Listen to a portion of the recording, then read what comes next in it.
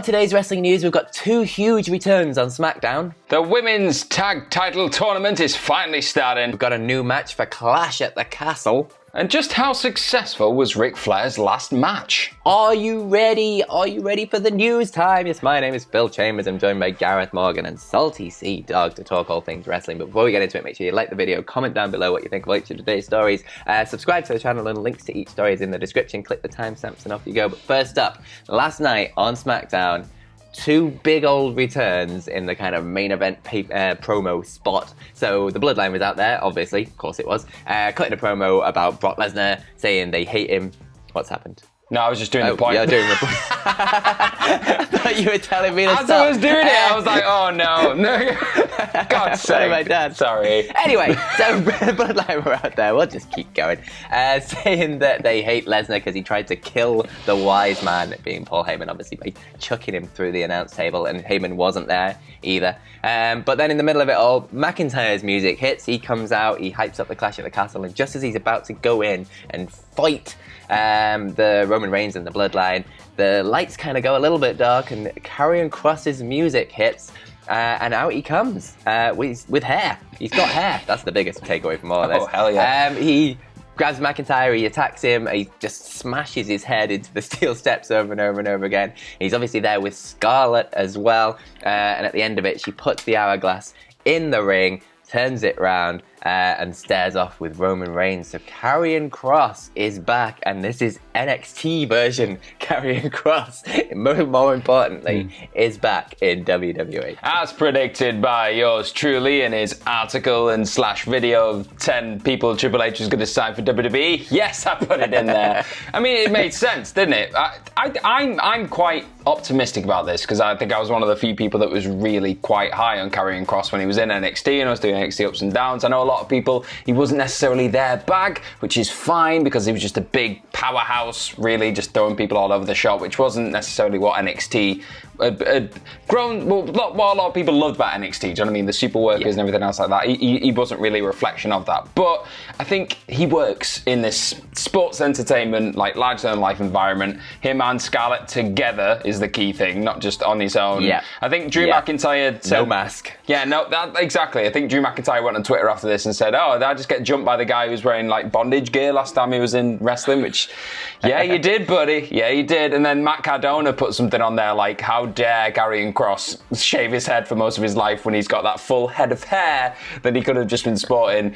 That's neither here nor there. Wait, but I think There's also reports from Fightful about like a pitch for Kross and what he's actually going to be doing going forwards, and apparently it's been pitched to have Kross go after just one of Roman's belts somehow. They've not kind of pitched how exactly they'd do this, but that's a pitch that exists there. But there's also mention within this report that USA really want a world title back on WWE Raw because Roman Reigns doesn't appear often enough for them. Yeah. So it'd be interesting to see where this is going, but it feels like big things going straight in for Karrion Kross and going straight in facing Roman Reigns and Drew McIntyre it's a big push. Yeah.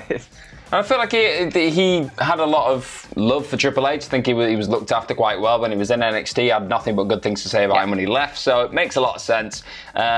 We needed a refresh in this main event scene right now, and I think Karrion Kross just offers that. But speaking of things being refreshed somewhat, finally, it looks like we're going to get a Women's Tag Team Championship tournament. You know, the one that was pitched and promoted months ago and never happened. It's happening. Yeah. Great. Because Adam Pearce went on Twitter and he said, it's official, and he kept saying it's official because it's now official that this is going to start happening on Raw. And I think he said, as I'm saying this, women's teams are forming. As he was delivering it, it was like, teams are now assembling with the news of this in mind, which is cool, I guess. Okay, we're going to see some more just thrown together alliances, but whatever. As long as we're getting this tournament, it is going to be starting on Raw. No exact news which teams are going to be in it yet, because like Pierce said, they're currently being forming as we speak. So on top of this, it was noted on SmackDown. They said on SmackDown that the tournament's going to be going down, and I feel like my favourite for this straight away has got to be Dakota Kai and Io Shirai. Why not? Like, I mean, it has to be. They are the standout favourite. And I mean, outside of that, maybe you do have Sasha Banks and Naomi suddenly appear to return, like they are being touted to be returning to WWE. You just do that as a last minute surprise, but it's there, isn't it? Kai and Sky, given those belts. Yeah, absolutely. If they do somehow manage to get Sasha Banks and Naomi back for this, that would be very interesting, especially if they had them in different sides of the brackets and that was the finals. I'd be down with that. But yeah, it's got to be Dakota Kai and Io Sky. I was trying to think, like earlier, about other teams that could be in this. Obviously, we've got Doudrop and Nikki Ash to kind of together, and Natalya and Shayna Baszler still sort of a thing. Yeah, but then Shayna did a thing. Shayna has other things, which we'll get to. Did a thing, so I don't know. I mean, and I can't, like, there's not a huge amount more. There's a few people down in NXT you could maybe... There is a few people down in NXT. Bring on up is my suggestion for that. We shall see. But the biggest thing is at least they're actually doing something with this, and I trust this whole process far more under Triple H than I ever would under Vince McMahon. Let's face it, the things he's already done for the women's division are quite huge, and hopefully this is a step in the right direction. But speaking of a step in the right direction, we do have a new opponent for Liv Morgan that was announced on SmackDown last night. Now, the whole Liv Morgan thing might not have been a step in the right direction, especially the stuff that happened at SummerSlam, because the crowd was not on her side for the first time in, I think, forever. Somehow they've managed to ruin this. There were like "you tapped out" chants and a lot of boos as she was in the ring. But she did have a good line where she said, like, "Yeah, I get it. I appreciate you for calling me out on my stuff." She had an arm brace on as well. She did have weird excuses about how she only thought she'd tapped out after the ref had already counted to 3. Still tapped out, Liv. It's not great. Yeah. Like, I get why they'd want Ronda as a heel, but Liv really, really needs a good showing. But who will she have that good showing against? There was a gauntlet match. Obviously, Sonya Deville came out to have a go at Liv Morgan, right, as she was doing a promo. But that led into a gauntlet match. So Sonya Deville beat Aaliyah in the first match, and then Raquel Rodriguez came out, and she beat Sonya Deville and went on a tear and beat everyone. She beat Shotzi, she beat Xylee, she beat Natalya, but Shayna Baszler was the last person out there. And she beat Raquel Rodriguez, and so it will be Shayna Baszler versus Liv Morgan at Clash at the Castle. I like this. It's a fresh new match. It's something we've not seen in ages. They really need to rehab Shayna Baszler because she has been ruined over the last couple of years. But yeah, biggest thing for this, the top of this, Liv needs a really good showing in this match because the way the crowd was reacting to her, this championship run is not going well. Yeah, and it makes that belt very interesting for me straight away, because I think if this was Shayna Baszler from, I don't know, a month ago being thrown into this position, you just think, oh, straight away Liv's gonna not run through her, but like win the match. Like, you just can see that coming. It's just gonna be a placeholder until Ronda comes back or something like that. But now that you got Trips at the wheel, I've got a lot more faith in Shayna being presented as the absolute all-out badass that she was in NXT. Yes. This could be the second coming of Baszler. Maybe she'll start biting people again, bleeding all over No, we don't want that. No, let's not do that. But I think it could be a great showing for both of them. I think you can trust that Baszler can really... I think just the idea of Baszler chucking the life out of Liv Morgan, you've got this like baby face dread and terror, like running away like, please don't kill me, and then you've got Shayna Baszler just being an absolute menace, and then like Liv having to conquer her fears to take over Baszler at the end. I think it's there. There's definitely some chemistry to go out there, and it could be very interesting. But speaking of things that were very interesting that happened over the last couple of weeks, we had that Ric Flair last match, didn't we? And that was that was something. But it was interesting to say the least. Yeah, there's a lot of whatever like side you fall on with the whole Ric Flair thing.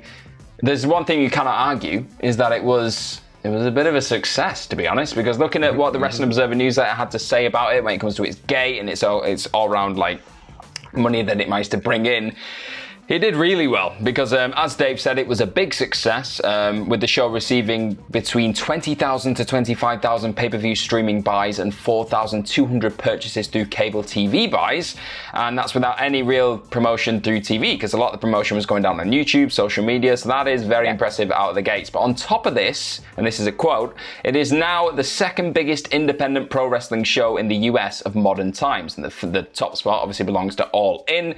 That was in 2018. And yeah, that was obviously a massive success, and it led to a whole company being formed, so that was pretty damn big.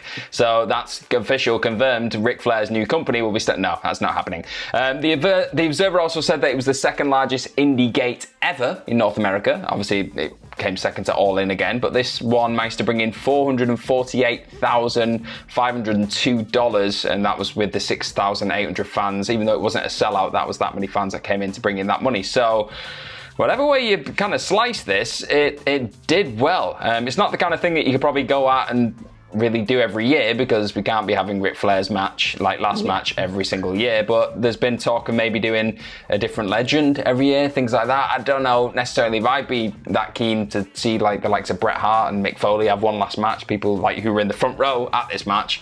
But there's definitely something here. It was a success. Like, what can you say? Yeah, absolutely, and this was after it obviously got moved out of its original venue, because it sold that out far too quickly, and they were like, well, there's more money to be made here, let's move to a bigger place.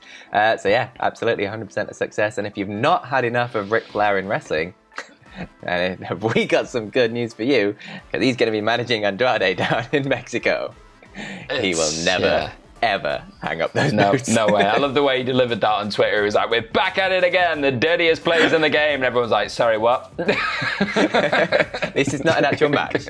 He's just managing for now. Yeah, for now. For now is the key phrase there, for now. But moving over to your Twitter questions to end the video. The first one of the day comes from, where is it? Here we go. Mark Smith. Who, tying into the sort of Karrion Kross rumours, says, what an interesting way for WWE to split the world belt be to do a 2 falls triple threat match, much like when Kurt Angle lost the IC and Euro titles without ever actually losing them.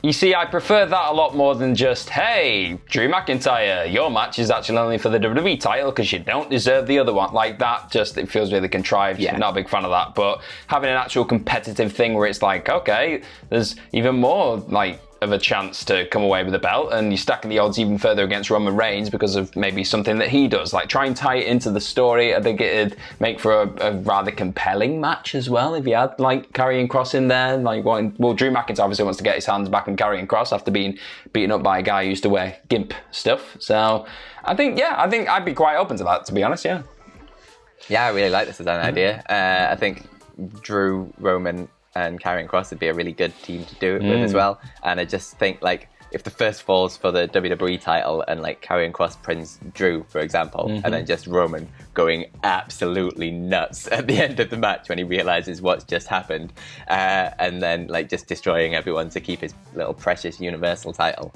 I think that'd be a really interesting way of doing it. And it kind of needs to happen as well. Idea. I'm getting a bit fed up of not really seeing my world titles. Yeah, 100%. The next question comes from Gary Blackwood, who says, do you think with Vince out, we may see the return of awesome-looking pay-per-view Titantrons? Oh, I didn't know where we were going there. That's okay. Awesome-looking... Neither did I, it seems.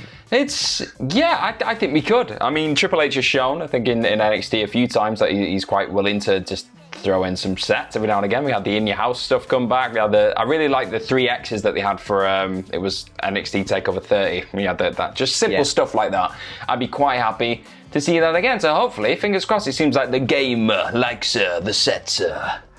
Yeah, absolutely. I'd love to see this. I think it's been missing for a long time from pay-per-views because it just makes them feel that little bit more special. Even if you just did it for, like, obviously they do it for WrestleMania all the time, but if you just did it for, like, half of them or something, just to make them stand out a little bit or something, or maybe like the themed ones, you've got obvious stuff that you can tie in and do there.